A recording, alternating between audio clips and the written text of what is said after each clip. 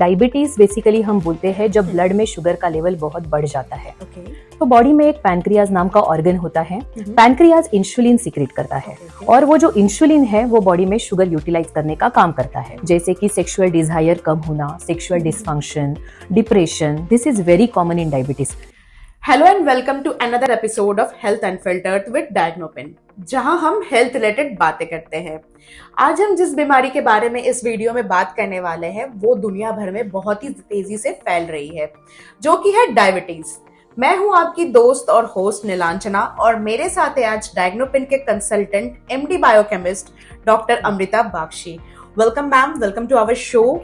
तो सबसे पहले मैम, हम जो देख रहे हैं कि इंडिया को डायबिटीज का कैपिटल माना जा रहा है। तो हमें ये बताइए कि डायबिटीज होता क्या है और इसके कितने सारे टाइप्स है। यस, सो नीलांजना, डायबिटीज बेसिकली हम बोलते हैं जब ब्लड में शुगर का लेवल बहुत बढ़ जाता है। तो बॉडी में एक पैनक्रियाज नाम का ऑर्गन होता है। पैनक्रियाज इंसुलिन सीक्रेट करता है और वो जो इंसुलिन है वो बॉडी में शुगर यूटिलाइज करने का काम करता है। जब किसी कारण से इंसुलिन का सिक्रेशन बॉडी में कम हो जाए या इंसुलिन को बॉडी रिस्पॉन्ड करना कम कर दे तो डायबिटीज की संभावना बढ़ जाती है। तो अगर बॉडी ने या पैनक्रियाज ने इंसुलिन का सिक्रीशन कम कर दिया तो उसकी वजह से जो डायबिटीज हो सकता है उसको हम टाइप 1 डायबिटीज बोलते हैं। मतलब बेसिकली इसमें हम सिर्फ इंसुलिन का यूज करते हैं, बाकी मेडिसिन्स वगैरह recommend medicines are not effective usually. ये अक्सर यंगर जनरेशन्स में, चिल्ड्रन में पाया जाता है टाइप 1 डायबिटीज। एंड जब पैनक्रियाज इंसुलिन प्रॉपरली सीक्रेट करता है बट बॉडी इंसुलिन को उतना अच्छे से रिस्पॉन्ड नहीं कर पाती है, ऐसे डायबिटीज को हम टाइप 2 डायबिटीज बोलते हैं। वैसे डायबिटीज के कई सारे टाइप्स है बट जो मेजर 2 टाइप्स है जिसने डायबिटीज का ओवरऑल बर्डन बना के रखा है, so these are type 1 and type 2 diabetes. So this is pretty well known, ताकि हम जान सके डायबिटीज बेसिकली क्या होता है। टाइप 1 एंड टाइप 2 जो जनरली इंडिया में बहुत ज्यादातर पाया जाता है, बहुत कॉमन है। तो डॉक, ये तो काफी अलार्मिंग लग रही है। तो ऐसा ये माना जाता है या जनरल मैथ है कि डायबिटीज मीठा खाने से होता है ज्यादा, तो क्या ये सच है? सो डायबिटीज के नीलांजना कई सारे रिस्क फैक्टर्स है, डाइट को लेके, एक्सरसाइज को लेके, आपके स्ट्रेस लेवल्स को लेके। So diet which is rich in sugars और कैलोरीज, ये तो डेफिनेट रिस्क फैक्टर है डायबिटीज के लिए। बट उसके अलावा diet which is not very good in proteins, pulses, fibres, so that is also equally responsible.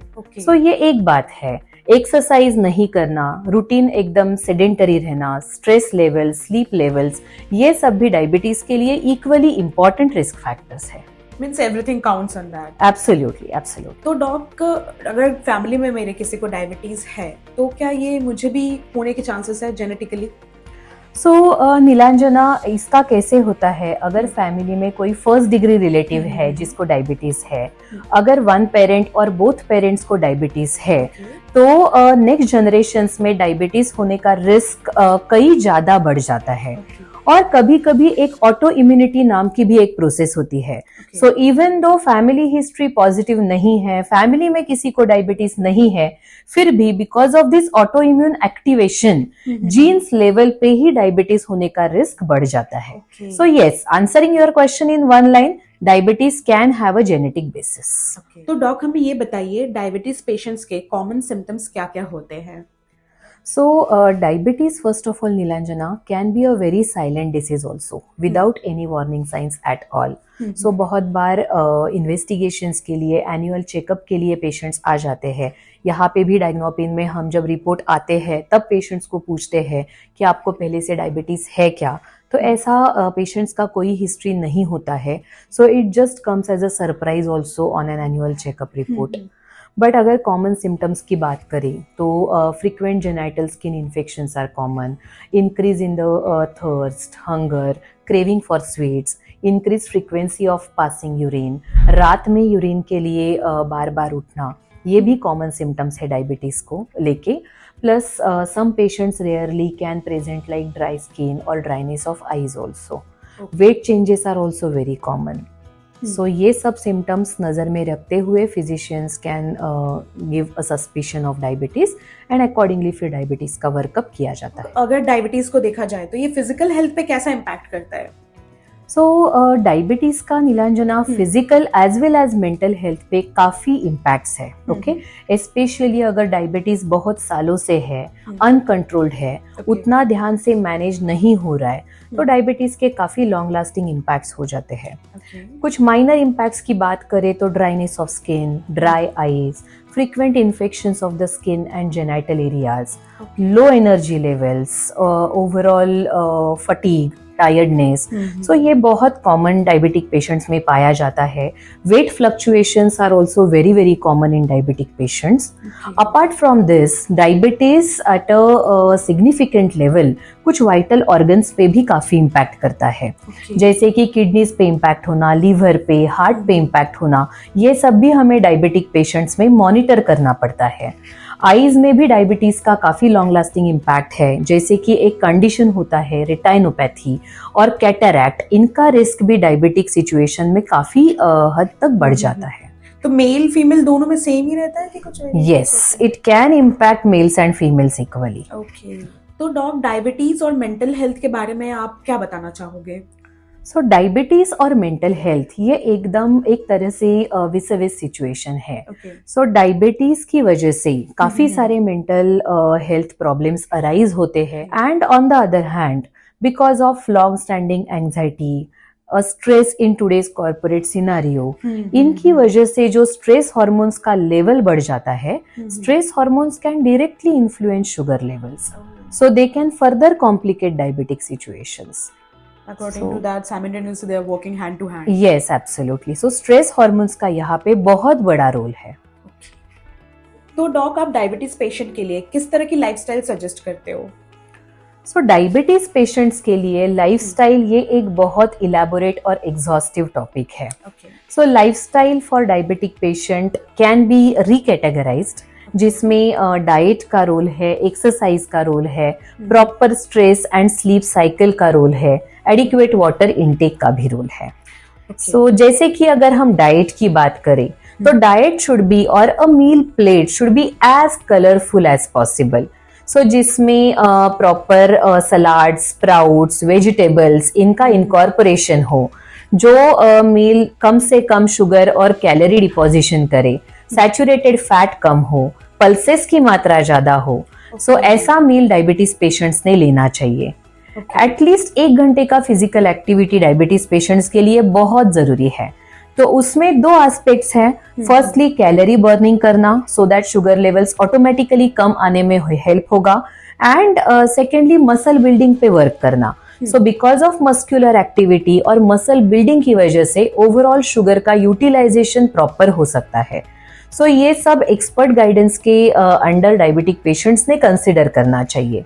Okay, simultaneously both the things are important. Absolutely, absolutely. And plus stress levels maintain करना, proper effective stress management, sound sleep of at least 7 to 8 hours in a day. That is also equally important to be considered in diabetic patient. Okay, that's much more important for the viewers to listen all those things. Yes.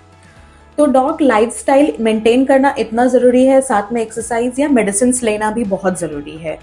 So, Nilanjana, basically for diabetes management, I will, put it as a triangular holistic approach. Okay. जैसे triangle के 3 sides है, diet है, exercise है और medications है। Okay. जितना आपका diet and exercise effective, consistent and sustainable रहेगा, उतना आपका मेडिसिन का बर्डन कम रहेगा। After all, medicine is a drug. Every medicine, correct. So every medicine has effects as well as side effects. Okay.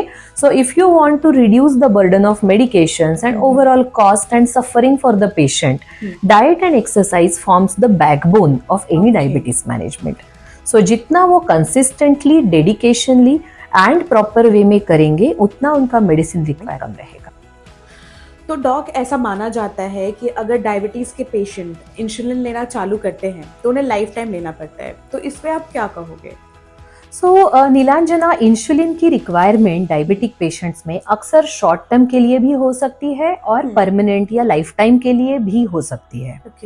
जैसे कि पहले मैं अगर शॉर्ट टर्म की बात करूं, डायबिटीज जब डायग्नोज हुआ है, बहुत हाई लेवल पे शुगर्स है, पेशेंट को स्टीरॉइड्स चालू है जिसकी वजह से sugar for a short span बढ़ गया है, या फिर any sort of acute infection, और may be just before posting for some surgery sugar बहुत रैपिडली कम करना जरूरी है।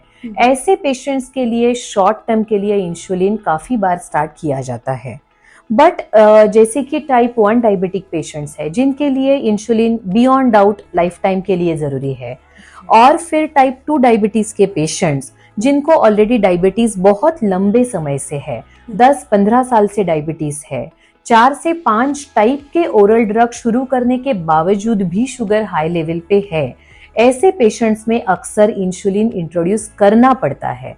एंड ऐसे पेशेंट्स में usually insulin life time basis पे या परमानेंटली भी शुरू रखना पड़ता है। मीन्स इन शॉर्ट हम ये कह सकते हैं कि अगर आपके डायबिटीज हाई है, शुगर लेवल हाई है, तो समहाउ आप लोग को रिकमेंडेशन करना पड़ता है कि इंसुलिन लेना पड़ेगा। यस, बिकॉज वो हाई शुगर का जो बॉडी पे स्ट्रेस है, वाइटल ऑर्गन्स पे स्ट्रेस है, उसका इम्पैक्ट हमें मिनिमाइज करना पड़ता है, रिड्यूस करने के लिए शुगर लेवल। Absolutely, absolutely.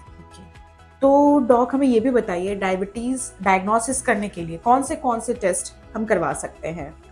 सो डायबिटीज डायग्नोस करने के लिए even at Diagnopin we are offering a concept called as diabetic profile, जिसमें हम sugar fasting, sugar PP and HbA1c मतलब ग्लाइकोजाइलेटेड हीमोग्लोबिन टेस्ट कर सकते हैं।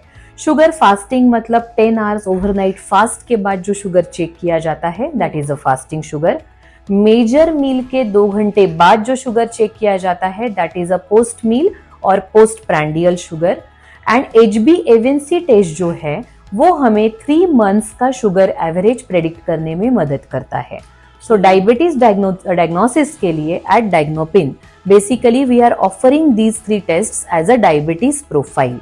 Okay. And our reports are also, because diabetes once diagnosed, it is like a recurring investigation. All right.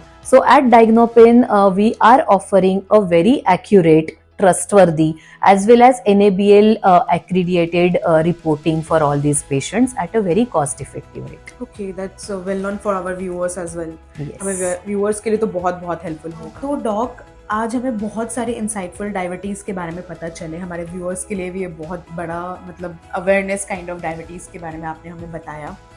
तो at the end आप एक take away message हमारे viewers के लिए रिगार्डिंग डायबिटीज़ क्या बोलना चाहेंगे? सो नीलांजना, फॉर एवरीवन्स इंफॉर्मेशन, मैं बस ये कहना चाहूँगी कि India is becoming a diabetic capital of the world.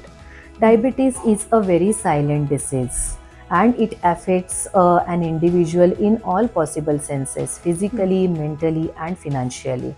So indeed Indian population का lifestyle change देखते हुए and overall जो भी अभी डायबिटीज़ का increasing alarming rate है डायबिटीज़ बढ़ने का, so almost 50% of the population in India is not even aware कि डायबिटीज़ कैसे डायग्नोज होता है, क्या सिम्टम्स है. It is that way silent diagnostically also and for patient और public awareness also. Okay. तो मतलब इन शॉर्ट हम ये कह सकते हैं कि डायबिटीज़ हेल्थ के लिए एक स्लो पॉइजन बनते जा रहा है. Absolutely, it's a very precise word what we are using. It is indeed a very silent and slow poison, and diabetes के बारे में जानकारी रखना, उसके अलार्मिंग सिम्टम्स अंडरस्टैंड करना, डॉक्टर्स को राइट टाइम पे अप्रोच करना एंड प्रॉपरली इन्वेस्टिगेशंस करा लेना, ये आज के टाइम के लिए बहुत ज़रूरी है. So thank you, Doc, for coming to our show and sharing your such valuable thoughts about diabetes. Thank you so much. And thank you so much to Diagnopin also for giving me an excellent opportunity to share my knowledge and thoughts in front of you. तो दोस्तों, मैं आप सभी से request करूंगी, जिनको भी diabetes के लिए हेल्थ चेकअप कराना है वो डायग्नोपिन को जरूर से जरूर विजिट करें. बिफोर एंडिंग दिस वीडियो, मैं आप सभी से रिक्वेस्ट करूंगी, please do like, share and comment on our YouTube channel and please ज्यादा से ज्यादा इस वीडियो को शेयर जरूर करें. मिलती हूँ अगले वीडियो में. Till then take care, bye bye.